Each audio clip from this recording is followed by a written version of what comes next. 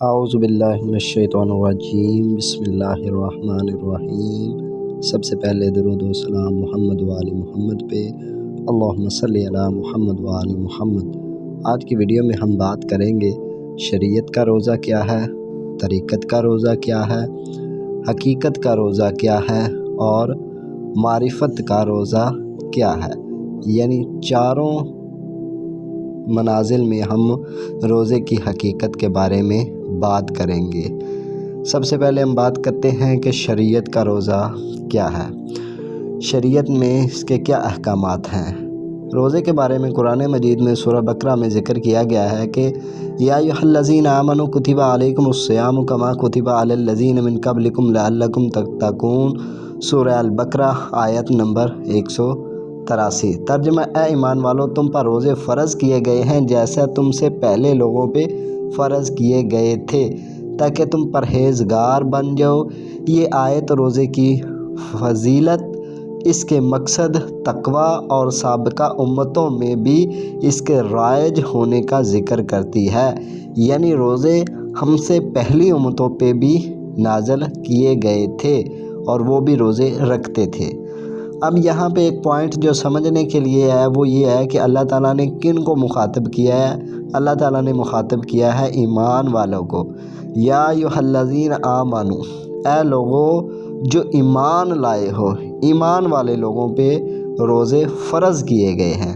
اب ہم بات کرتے ہیں کہ ایمان والے لوگ کیا ہیں۔ قرآن مجید میں اللہ تعالیٰ فرماتے ہیں، قرآن مجید میں مسلمانوں اور مومنوں کے درمیان فرق کو واضح کرنے کے لیے ایک اہم آیت یہ ہے، قالت الاعراب آمنا قل لم تؤمنوا ولکن قولوا اسلمنا ولم يدخل الایمان فی قلوبکم، سورۃ الحجرات ہے۔ ترجمہ اس کا یہ ہے کہ دیہاتی کہتے ہیں ہم ایمان لے آئے، یعنی جب انہوں نے کلمہ پڑھ لیا تو وہ رسول اللہ کو کہہ رہے ہیں کہ وہ ایمان لے آئے، لیکن اللہ تعالیٰ نے آیت نازل فرمائی اور یہ کہا کہ آپ کہیں، یعنی اے رسول اللہ آپ انہیں کہیں کہ تم ایمان نہیں لائے بلکہ یوں کہو کہ ہم اسلام لائے ہیں اور ابھی ایمان تمہارے دلوں میں داخل نہیں ہوا۔ یہ آیت واضح کرتی ہے اسلام ظاہری اعمال جیسا کہ کلمہ پڑھنا، نماز، روزہ وغیرہ کا نام ہے، جبکہ ایمان دل کی گہرائی میں یقین، اخلاص کا تقاضا کرتا ہے۔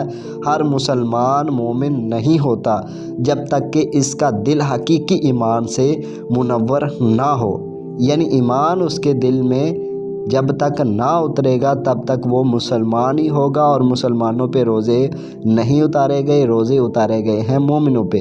ہم تو یہاں سے ہی باہر ہو گئے ہیں، یعنی اب ہم اپنے اعمال کے اوپر غور و فکر کریں کہ آیا کہ ہم مسلمان ہیں یا ہم مومن ہیں۔ ہم تو مسلمان ہیں کیونکہ ہم نے صرف زبان سے ہی سب کچھ کیا ہے، دل ہمارے داغدار ہیں، یعنی ہمارے دلوں پہ مہریں لگی ہوئی ہیں کیونکہ ہمارے دلوں میں ایمان اترا ہی نہیں ہے۔ تو روزوں میں تو ہم یہاں سے ہی باہر ہو گئے ہیں، سمجھ لیں۔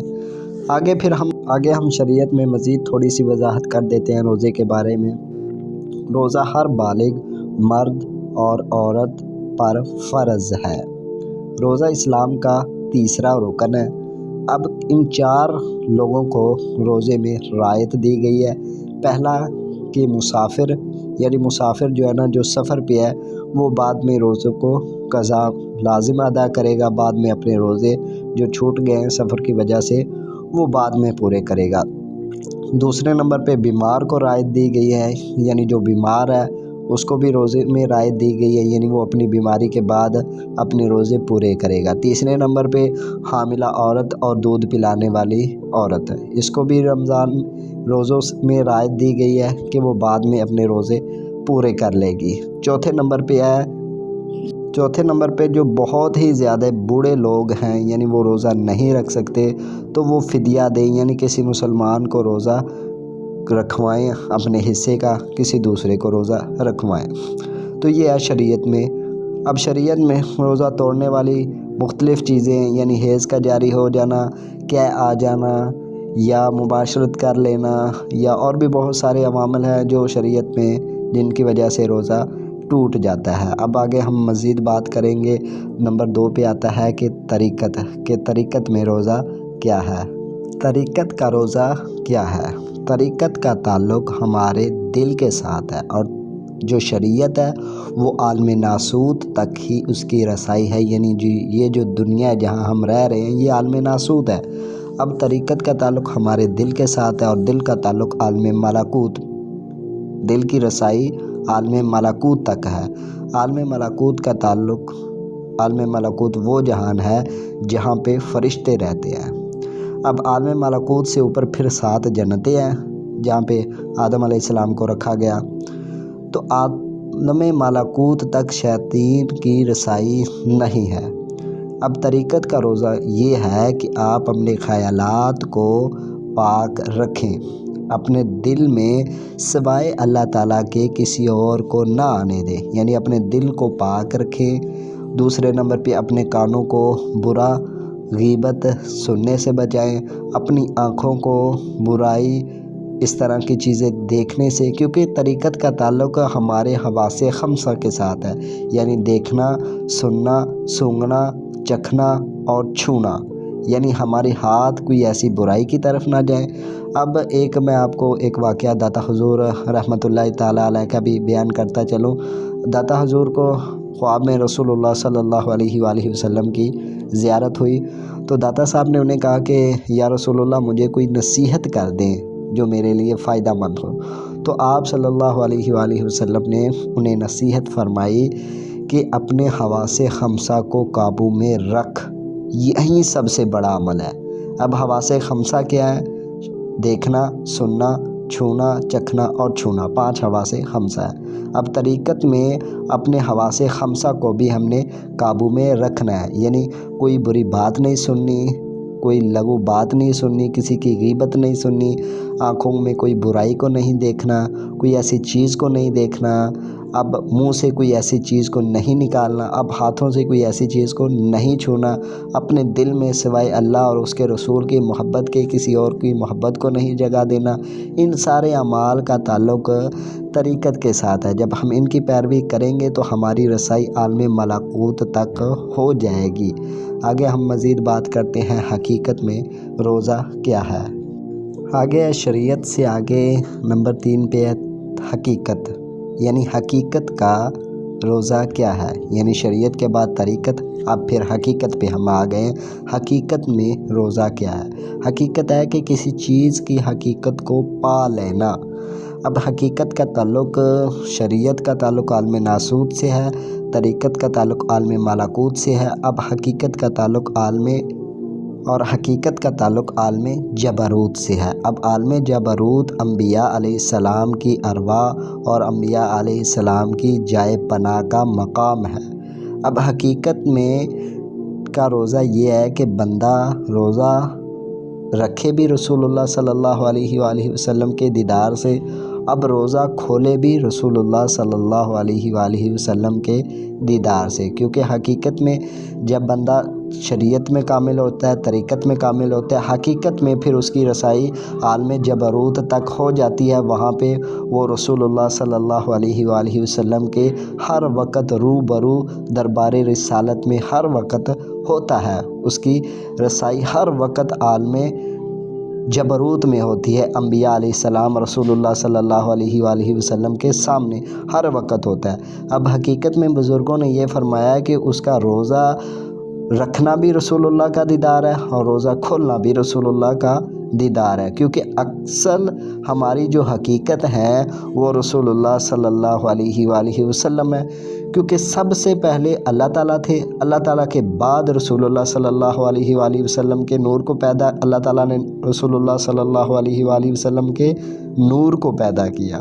اب رسول اللہ صلی اللہ علیہ وآلہ وسلم کے نور سے ہمیں پیدا فرمایا اور 18,000 عالم کو پیدا فرمایا، اور جتنی بھی دنیا میں مخلوقات ہیں، جو کچھ بھی ہے وہ رسول اللہ صلی اللہ علیہ وآلہ وسلم کے نور سے پیدا فرمایا، یعنی ہر چیز کے اندر رسول اللہ صلی اللہ علیہ وآلہ وسلم کا نور ہے۔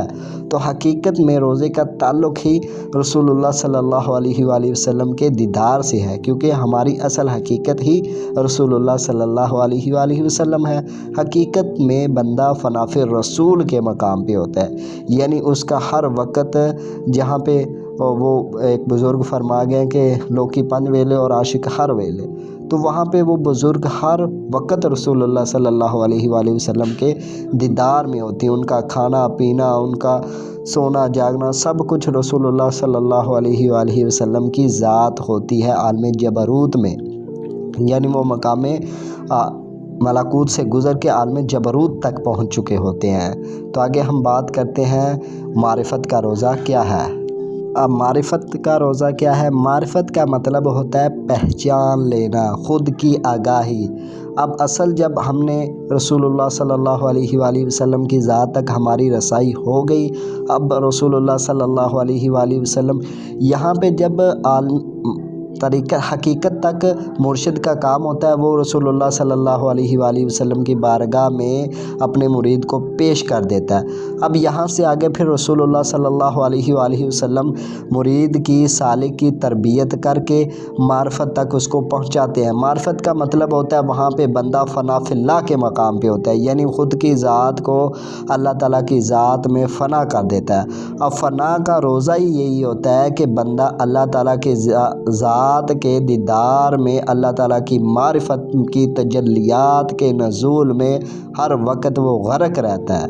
یعنی صوفیوں کا روزہ ہر وقت ہوتا ہے، یعنی وہ ہر وقت اللہ تعالیٰ کی ذات کے دیدار میں، اللہ تعالیٰ کی ذات کے مشاہدے میں غرق رہتے ہیں۔ یعنی بزرگ فرماتے ہیں، حضرت سیدنا بایزید بسطامی علیہ رحمہ فرما گئے کہ صوفی کا روزہ ہر وقت ہوتا ہے، یعنی وہ ہر وقت ہی روزے میں ہوتا ہے، یعنی وہ ایک سیکنڈ کے لیے بھی اللہ تعالیٰ کی ذات کے مشاہدے سے نہیں ہٹتا، یعنی وہ ہر وقت اللہ تعالیٰ کی ذات کے مشاہدے میں ہی رہتا ہے، اور یہی اس کا روزہ ہوتا ہے۔ یعنی کہ قطرہ سمندر میں مل کے سمندر ہو گیا، یعنی وہ اب اپنے آپ میں آپ نہیں رہا، یعنی منتوشدی منتوشدم، یعنی وہ نہیں رہا، وہ اللہ تعالیٰ کی ذات کی معرفت کی تجلیات میں غرق ہو چکا ہے۔ اس کا روزہ، اس کی سب کچھ اللہ تعالیٰ کی ذات ہی ہے۔ تو معرفت کا روزہ اللہ تعالیٰ کی ذات کی تجلیات کے حصول میں خود کو غرق رہنا، مست رکھنا، تو یہ ہے معرفت کا روزہ۔ آج کی ویڈیو میں ہم نے بات کی کہ شریعت کا روزہ کیا ہے، طریقت کا روزہ کیا ہے، حقیقت کا روزہ کیا ہے، معرفت کا روزہ کیا ہے۔ تو ملتے ہیں کسی اور ویڈیو میں، تب تک کے لیے اللہ حافظ، فی امان اللہ، وآخر دعوانا الحمد للہ رب العالمین، بحق محمد و آل محمد۔